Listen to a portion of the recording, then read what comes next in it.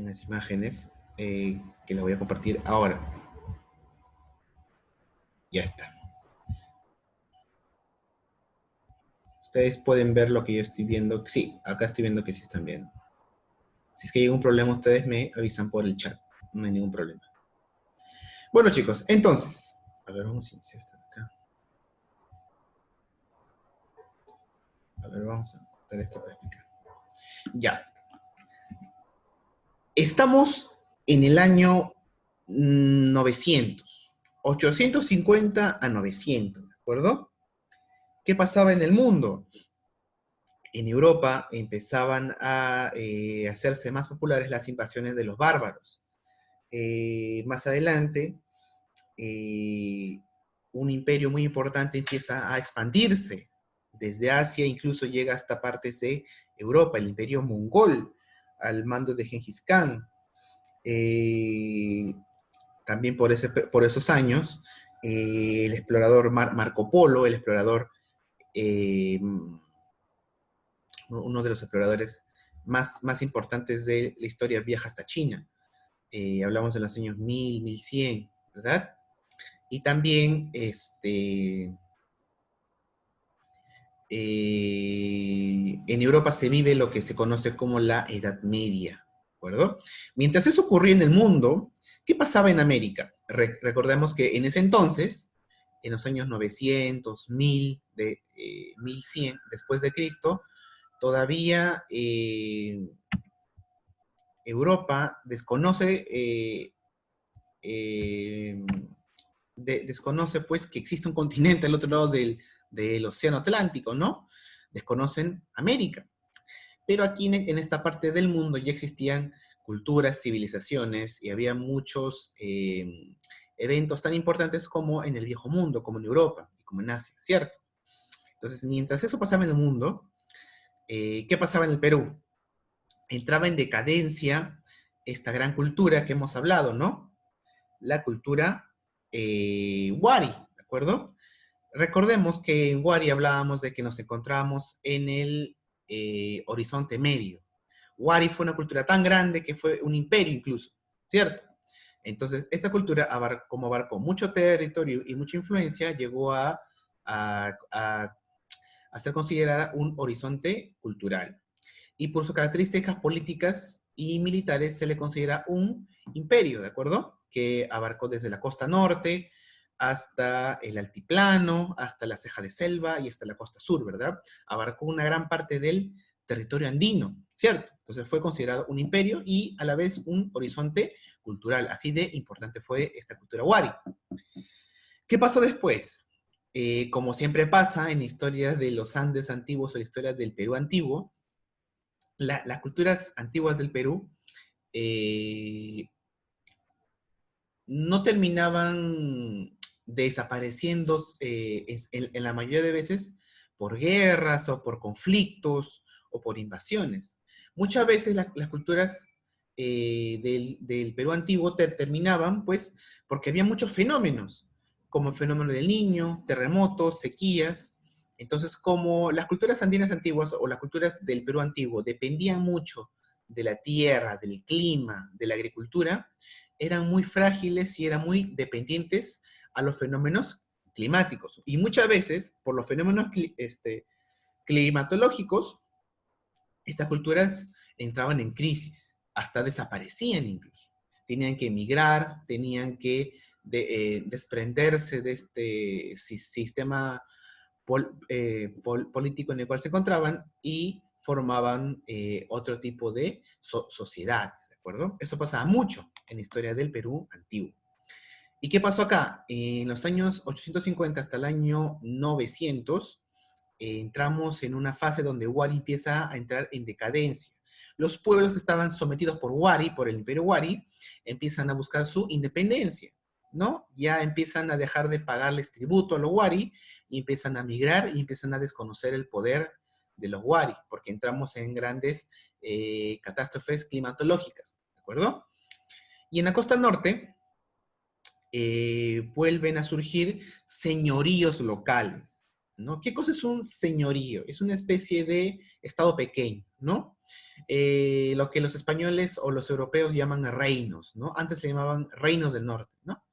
Pero obviamente no eran reinos porque no gobernaba un rey, ¿no? Entonces pueden llamar que eran señoríos, porque gobernaba un señor local, o gobernaba una laic, o gobernaba como vamos a ver aquí, un chimocapac. Entonces, terminamos con este periodo conocido como el Horizonte Medio y entramos a otro periodo nuevo de la historia del Perú, que es conocido como el Intermedio Tardío. Recuerda que en el periodo conocido como intermedio, en los intermedios, no hay una sola cultura que domina, sino son varias culturas locales, ¿de acuerdo? Y aquí, cuando desaparece Wari, aparecen ciertas culturas locales en muchas partes de lo que hoy es Perú. Aparece en el sur, en la costa sur, aparece la cultura chincha, en la ceja de selva, en la zona amazónica del norte, aparece la cultura chachapoyas, y aquí en la costa norte, una zona donde históricamente han surgido grandes culturas, como Caral, como Mochica, y luego como Sicán o como Lambayeque. En este periodo, en el periodo conocido como el intermedio tardío, años 900 más o menos, aparece la cultura de la cual vamos a hablar el día de hoy, la cultura chimú, ¿de acuerdo? Que para muchos investigadores, historiadores, fue un imperio. En algunos libros más antiguos lo vas a encontrar como Imperio Chimú, ¿de acuerdo? Eso está en debate, ¿de acuerdo? Por lo que se sabe ahora, vamos a llamarle simplemente como cultura chimú, ¿de acuerdo? Pero para algunos es un imperio, o fue un imperio. ¿Por qué? Ya lo vamos a ver más adelante. ¿Dónde se ubicaron los chimú? Lo más importante, aquí, donde estoy señalando yo, en la costa norte del Perú. Acá lo ven en el mapa. Si tienen problemas con la diapositiva, ustedes me avisan por el chat.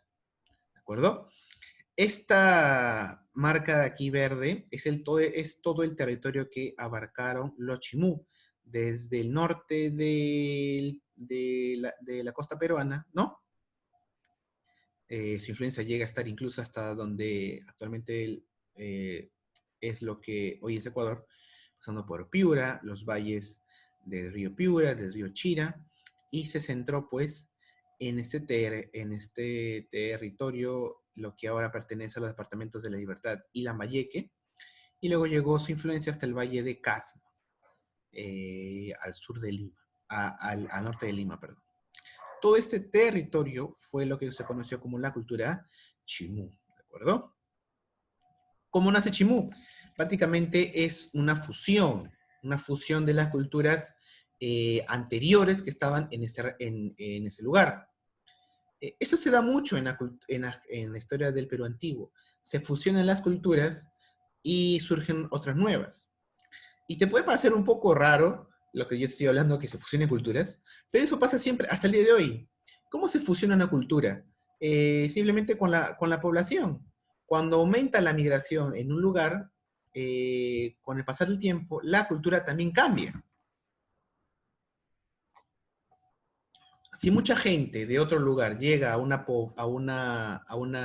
población con una serie de rituales, con una serie de costumbres, y llega esta gente con otras costumbres, con otro idioma, con otra forma de ver el mundo, con otra cultura, llega a vivir y a estar viviendo, conviviendo con esa gente, se fusiona pues la cultura, ¿no? Y nace una cultura nueva con los años, ¿no? No de un día para otro, sino con las generaciones, se van fusionando.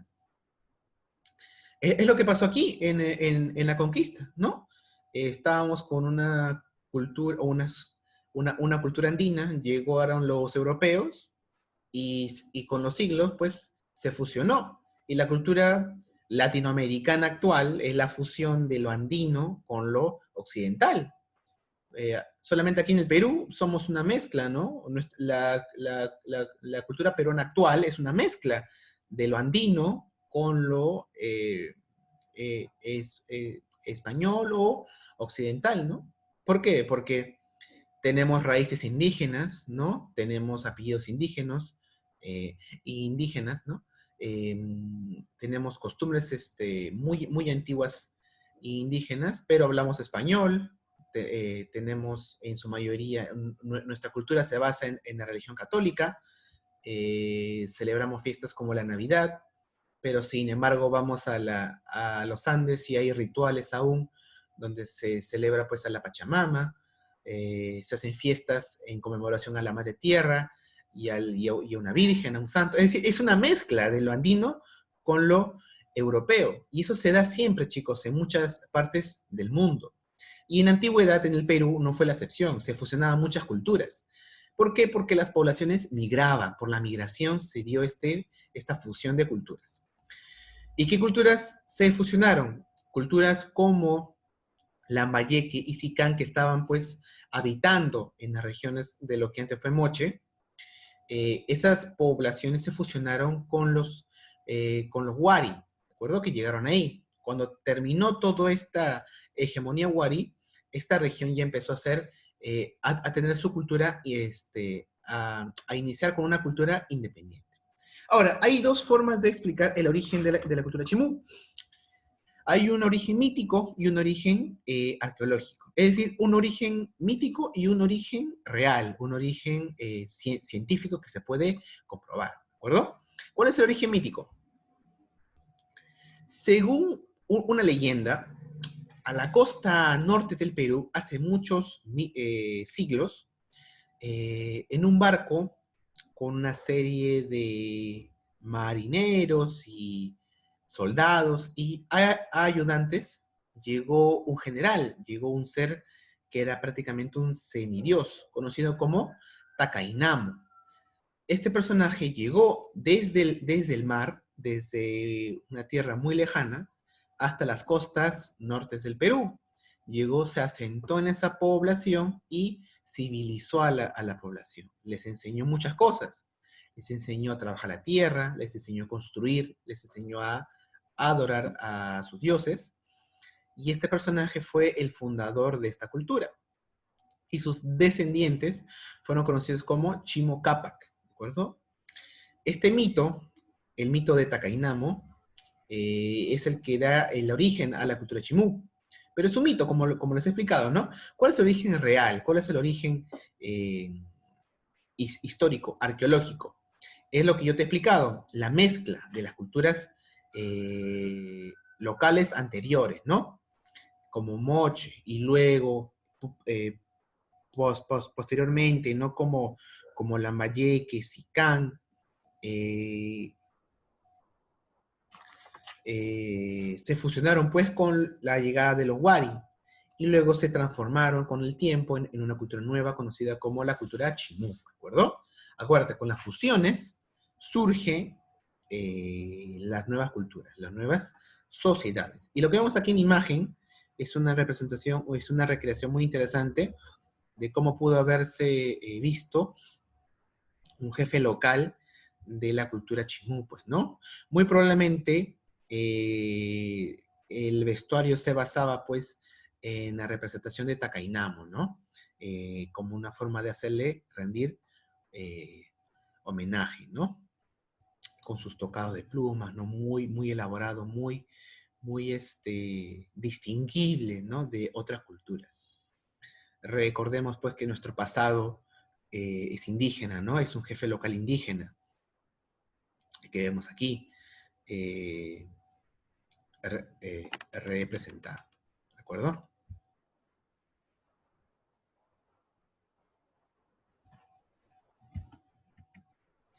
La economía es algo muy sencillo, chicos. Como muchas otras culturas, la cultura chimú basó su economía en la agricultura, ¿de acuerdo? Recordemos que nos encontramos en la costa norte, y la costa norte del Perú es una zona árida, desértica, ¿no? Entonces, para sobrevivir en ese entorno tan agreste, eh, tuvieron que innovar, ¿no? Y hacer, pues, una serie de innovaciones en lo que corresponde a la ingeniería hidráulica para que se pueda cultivar, se pueda trabajar la tierra todo el año, ¿de acuerdo? utilizaron huachaques o chakras hundidas, ¿no? Técnicas que ya se venían usando en culturas como Mochica, la Mayeque, y también se usó mucho por los Wari y por los Tiahuanaco. Ese conocimiento de los Andes centrales y sur llegó hasta la costa norte y se implementó, pues, ¿no? En esta parte de la costa norte, en la cultura Chimú. Ahora, es cierto que la costa norte, ¿no? Las zonas de lo que es Trujillo, la Mayeque, es una zona un poco más templada en comparación a la costa sur. La costa sur, como por ejemplo, Chincha y Nazca, son lugares mucho más, sobre todo el desierto de Nazca, tú comparas Nazca, el desierto de Nazca, con la costa norte, y Nazca es Marte, ¿no? Es una zona mucho más árida, mucho más complicada para vivir, ¿no? Trujillo y Chiclayo son zonas un poco más templadas, ¿no? Claro que hace mucho calor y son zonas que son desérticas, pero las poblaciones supieron siempre administrar el entorno, ¿no? Supieron siempre convivir con ello. Bueno, entonces entramos ahora para ya terminar con las características de esta cultura. Y una de las cosas que más destaca esta cultura es en sus cultos religiosos, ¿de acuerdo? No sé si ustedes pueden ver aquí esta representación de una divinidad, de un jefe local. Este dibujo que vemos aquí es un dibujo hecho pues por los chimú, ¿de acuerdo? Este dibujo representa a un jefe local, que representa a lo que hemos visto aquí, ¿de acuerdo? Así se vestían los jefes locales en la época, ¿de acuerdo? ¿Y cómo se representaban en la época? Así, ¿de acuerdo? Es algo curioso, ¿no? Así se dibujaban a los jefes locales que eran así, ¿de acuerdo? No te lo he explicado bien esta parte, creo. No, sí, te conté de Takainam. Ya, para terminar con este punto, los sucesores de Takainamo, de este fundador de la ciudad de Chanchan y de la cultura Chimú, sus descendientes también fueron los que gobernaron a esta cultura, ¿de acuerdo? Y fueron conocidos como Chimocapacs. Es decir, el máximo líder de la cultura Chimú, del estado Chimú, era conocido como Chimocapac. Era como el rey, el soberano, el gobernante, era el Chimocapac, ¿de acuerdo? Bueno, vamos con la religión. Al ser una cultura que vivía de la agricultura, la ligación con la tierra y con los fenómenos naturales era muy estrecha, era muy cercana.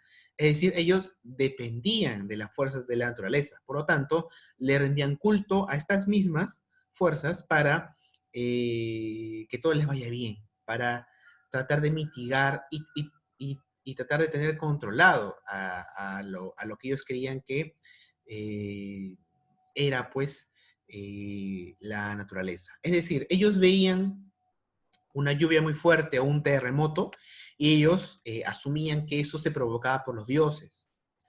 ¿Quiénes fueron los dioses principales de la cultura chimú? Para empezar, la diosa Shi era la diosa de la luna, y lo curioso es que los chimú le rendían mucho más culto a la luna que el sol. ¿Por qué? Porque en el norte del Perú la luna se ve incluso en la tarde, ¿no? Entonces ellos asumían que como la luna se veía en el día y en la noche, era más poderosa que el sol. Entonces ellos le rendían mucho más culto a la luna, porque creían que la luna originaba ciertos desastres, por eso que trataban de mitigarlo con rituales, ¿no? Otro dios importante es el sol, ¿verdad? Que tiene el nombre de Chan. De ahí viene la ciudad en la cual ellos en la ciudad más grande de la cultura chimú, la capital de la cultura chimú, ¿no? Que es Chanchan, que significa sol, sol, ¿no? Bueno, entonces, para mitigar los desastres naturales, los chimú tenían una costumbre, un ritual que ya se venía dando desde hace siglos atrás con los mochicas, que eran los rituales de sacrificios, ¿de acuerdo? Las culturas del norte del Perú acostumbraban a hacer sacrificios, no solo de animales, sino también sacrificios humanos. Son una de las pocas culturas del Perú que realizaban sacrificios eh, de niños, de personas adultas, de mujeres, ¿no? A ver, si nosotros comparamos entre las culturas de Mesoamérica, es decir, la cultura azteca, la cultura maya, de lo que ahora es México, y la cultura peruana, la cultura azteca y maya eran fervientes partidarios de los sacrificios humanos. Las culturas como azteca y maya era un ritual muy, muy practicado esta acción, ¿no? De los sacrificios humanos. Y acá en el Perú, en las culturas del Perú antiguo, era mucho menos común. Por ejemplo, los incas no acostumbraban a hacer sacrificios humanos, ellos hacían sacrificios con llamas o con chicha, ¿no? Eh, pero en la costa norte del Perú era algo distinto. En la costa norte del Perú sí se acostumbraba a hacer sacrificios humanos. ¿Por qué hacían sacrificios humanos? Porque como te he explicado, como los chimú trataban de mitigar algún tipo de eh, fenómeno, como lluvias, como inundaciones, que se da mucho en la costa norte, como terremotos, y a veces como sequías, ellos para no entrar en un gran caos, para mitigar, como llaman, ¿no? La ira de la naturaleza, ellos hacían sacrificios. Y también los líderes locales implementaban estos sacrificios para hacer ver y dar un mensaje al pueblo de que ellos tienen el poder y ellos tienen todo bajo control. Para ellos su solución a estos desastres era hacer sacrificios humanos. Algo muy terrible si lo vemos ahora, ¿no? Si lo estudiamos ahora con nuestra mentalidad del siglo XXI, vemos que fue algo muy erróneo, pero para la época hablamos de a los años 1200, 1300, ¿no? Donde es una población que todavía no conoce lo que es las ciencias, ¿no? De la geografía, ¿no? Ni siquiera en Europa, en Asia se conoce eh, nada sobre la geografía ni el clima, ¿no? Eh, entonces nos ponemos en contexto. ¿Cuál era su respuesta en esa época para mitigar fenómeno del niño o una sequía? Un sacrificio humano, ¿no? Esa era una costumbre. Ya, para terminar, en lo que más destacan los chimú es en su arquitectura, como vemos aquí, ¿no? En la construcción de ciudades. Este plano que vemos aquí es la ciudad de Chanchán. Y lo que vemos aquí es una escultura hecha en madera de un guardián. Los guardianes, ¿no? De la ciudad, de la fortaleza. La ciudad de Chanchán fue la ciudad precolombina más grande de Sudamérica. En su época aproximadamente se deduce que pudieron llegar a vivir en esa ciudad aproximadamente hasta 100.000 personas. Una ciudad muy, muy cerca de estar a la par de grandes ciudades europeas del momento, ¿no? Recordemos que para la época villas como, como Constantinopla, como Venecia, tenían una cantidad cercana a esa cantidad, ¿no? De 100.000 habitantes, ¿no? Es decir, era una sociedad muy, muy urbanizada, muy desarrollada y que vivía mucho del comercio. Y el que vemos aquí es algo muy poco conocido. Los chimú también se dedicaron mucho a la guerra. Aquí vemos una muralla que fue construida en las fronteras, ¿no? del estado chimú para prevenir invasiones de otras etnias, de otras culturas, ¿no?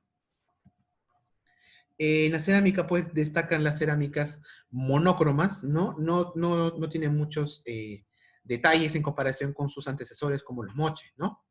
Y lo que sí destacaron junto con la arquitectura en la construcción de ciudades como Chanchán fue en la orfebrería. Fueron los más grandes orfebres del Perú antiguo, ¿de acuerdo? Tanto así que cuando los chimús son conquistados por los incas, muchos artesanos son llevados hasta el Cusco para que fabriquen instrumentos para los jefes incas, ¿no? Tú sabes que los chimús son conquistados por los incas, ¿no? Y cuando son conquistados, los incas se quedan maravillados con la técnica que tienen los chimús para trabajar el oro. y muchos de los mejores artesanos, muchos de los mejores orfebres van hacia el Cusco para trabajar en muchos templos, como el caso del templo de Coricancha en Cusco. Y entramos pues al final de la cultura chimú, hablando de un tema muy interesante, los sacrificios humanos. Aquí vemos una escena muy terrorífica, ¿no? Un desastre grande, un gran fenómeno de niño en donde cual existían muchos diluvios, ¿no? Y la población local, el Chimocapac, que es el que vemos aquí, reunía a la población, reunía a sus sacerdotes y decía, ¿qué hacemos para solucionar esto? ¿Qué tenemos que hacer? Bueno, como hay muchos desastres, ellos decían en la época, ¿no? Tenemos que solucionarlo. ¿Cómo? Haciendo rituales, sacrificios para rendirle culto y respeto a los dioses, como la diosa de la luna y el dios sol, para que nos deje de castigar. ¿Qué hacemos? Sacrificamos. Y aquí en la costa norte se encontraron los más grandes vestigios de sacrificios hechos en Sudamérica. Se sacrificaban llamas, alpacas, y luego incluso hasta niños, hasta mujeres. Y este ritual no era improvisado. Desde hace tiempo se venía trabajando en esta cultura con niños que posiblemente en caso de alguna emergencia serían pues sometidos a un sacrificio. Venía un niño, le hacían un ritual, ¿no? Y lo sacrificaban para ver si es que la fuerza de las lluvias se mitigaba, ¿no? En el año aproximadamente 1450 se dio una gran catástrofe. Se dio algo conocido como un mega niño, ¿no? Algo parecido a lo que vivimos en el año 2017 aquí en el Perú, en el norte, ¿no? Que hubo una gran lluvias, días de lluvia, ¿no? Hubieron grandes días de lluvia, desbordes de ríos, ¿no? Las poblaciones a veces se quedaron sin casa, ¿verdad? Si eso ocurrió hace 3 años, imagínate la magnitud de eso en el año 1450, en una época donde no se conocía nada de climatología, ni de prevención, ni nada. Fue mucho más catastrófico. Entonces, para la época, ¿cómo se vivía eso en aquella época? Lo relacionaban con los dioses, con la religión, con los rituales. Como yo te he dicho antes y desde siempre, para las culturas andinas, para las culturas indígenas del antiguo Perú, el mundo ritual estaba muy ligado al mundo práctico, ¿de acuerdo? Al mundo político. Entonces, aquí vemos una escena de lo que yo te estoy narrando, ¿no? El jefe local ordenaba que los niños seleccionados para estos rituales serían llevados a la ciudad sagrada de Chan Chan, en lo que ahora es Trujillo, para sacrificarlos, para mitigar con esta gran catástrofe, ¿no? Entonces, esto de aquí es una demostración del poder del Chimocapac, ¿no? ¿Qué pasó luego con los Chimú? Los Chimú, al entrar en grandes catástrofes climáticas y climatológicas, entraron en decadencia. Sobre todo en el año 1470, cuando llegó este personaje, que deduciblemente podemos ver aquí, que es que se trató de Tupac Yupanqui, que fue el conquistador de los Chimú. Tupac Yupanqui llegó hasta esta región, hasta el norte del Perú, hasta el señorío, hasta el estado de Chimú, y los sometió, y los convirtió, y los anexó al Tahuantinsuyo. Y ahí se termina la historia de la cultura Chimú con la conquista con la conquista incaica, ¿no? Son imágenes que yo les quiero mostrar para que vean ustedes realmente cómo se vivió en la época, ¿no? Porque a veces vemos en los libros imágenes de ceramios y de productos, pero no vemos cómo se vivía en la época, como fotografías del momento. Si existiera una máquina que tomara fotos del pasado, sería lo máximo, ¿no? Para estudiarlo mejor. Pero esto de aquí, estas imágenes, son lo que más se aproxima a eso, ¿de acuerdo? Y a partir de ello, pues tenemos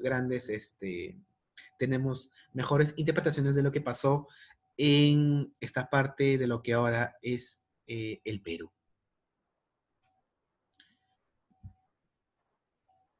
Bueno, jóvenes, queda un minuto. Si tienen alguna pregunta, Si tienen alguna pregunta, me la pueden hacer llegar ahora. ¿Alguna pregunta, chicos? Para terminar, para cerrar, aprovechen su tiempo para preguntar, para ganar algún puntito extra. Cualquier pregunta que tengan, qué comían, cómo se vestían, por qué hacían esto, no sé, cualquier cosa que a ustedes se les ocurra, háganlo ahora, aprovechen. Y ya se va a acabar la transmisión.